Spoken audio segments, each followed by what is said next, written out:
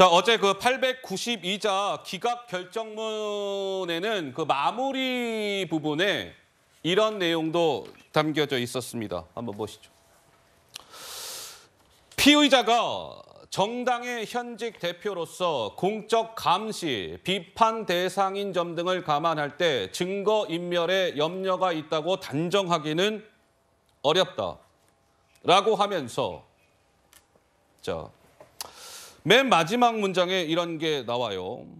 종합을 해보면 뭐 이런 건데요. 방어권 보장 필요성과 증거인멸 염려 등을 종합하면 불구속 수사의 원칙을 배제할 정도로 구속 필요성이 있다고 보기는 어렵다.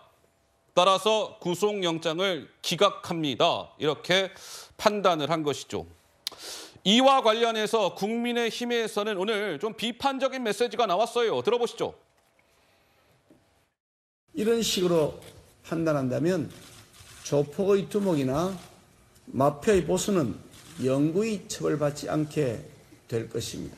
한마디로 권력의 유무로 구속 여부를 결정하는 유권 석방, 무권 구속이라고 하는 결과라고 하겠습니다. 피의자가 정당의 현직 대표로서 공적 감시와 비판의 대상이기 때문에 증거인멸의 염려가 없다고 판단한 부분에서는 귀를 의심하게 합니다. 특권을 가진 자는 구속하지 않아도 된다는 황당한 소리로 들립니다.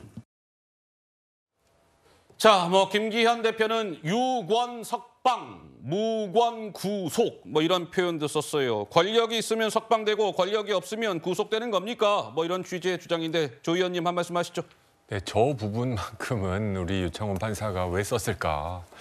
굳이 저걸 왜 쓰셨을까? 본인의 이재명 대표이기 때문에 특별히 고려했다라는 걸 그냥 드러내는 한 문장이 아니었을까 싶습니다. 일반적으로 홍길동 씨였으면 구속될 수도 있었지만 이재명 당대표이기 때문에 공적 공인이기 때문에 조금 정상 참작을 했다라는 자백 고백이었는데요.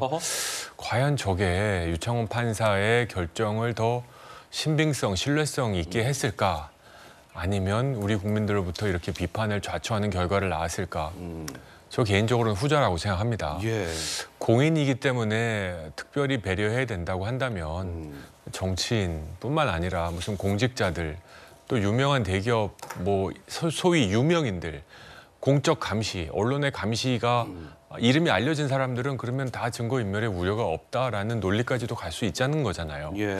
저는 이런 과정들을 봤을 때 만약에 옆에 판사 한 명이 또 있었으면 야 이게 맞냐. 아이고. 두세 명이 있었으면 과연 이런 문장이 과연 집단으로 동의를 했을까 하는 질문은 듭니다. 지금까지 논리를 다 무너뜨릴 수 있는 다 했는데 결국 이재명이기 때문에 특별 고려를 했다라는 고백에 지나지 않는다. 이거는 매우 부적절하지 않았나 싶습니다. 저도 좀 이야기 드리면 네, 권지용 비대위원 말씀하시죠.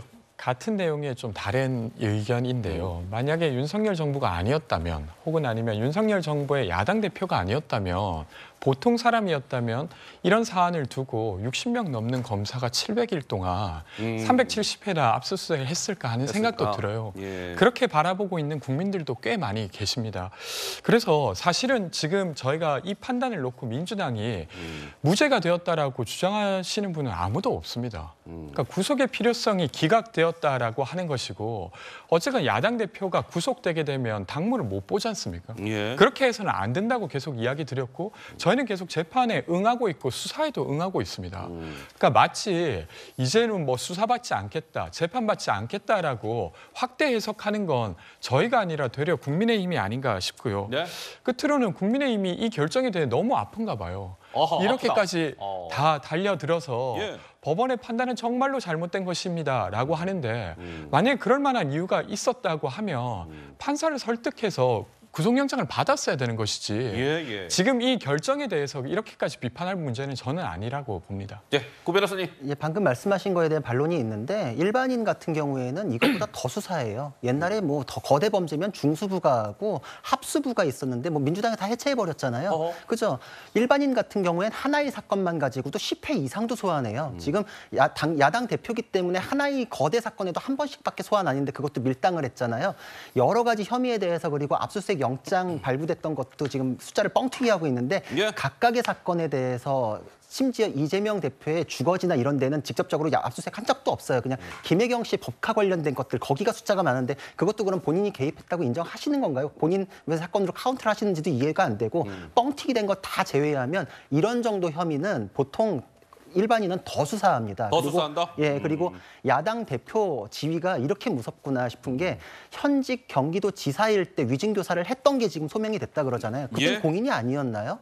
그때 그게 인정됐는데 야당 대표라서 공인이라 가지고 증거인멸의 염려를 단언하기 어렵다? 네. 그 단언이란 표현 참 구구절절 많이 나오는데 네. 법에서 요구하지 않는 단언이라는 걸 통해 가지고 기각의 염려를 없애버리는 이런 판단은 사실 전례가 없기 때문에 이전하고 달라가지고 비판하는 겁니다. 전 개인에 대한 관심은 없고 왜 이전 결정들하고 다른지에 대해서는 깊이 새겨야 될 것으로 생각이 됩니다. 알겠습니다. 자, 기각 판단이라고 해야 되겠죠. 유창훈 판사의 뭐 이런저런 좀 뒷말을 낳고 있는 가운데 정치권도 매우 좀 어수선합니다. 저희가 두 번째 주제로 넘어가겠습니다. 만나보시죠.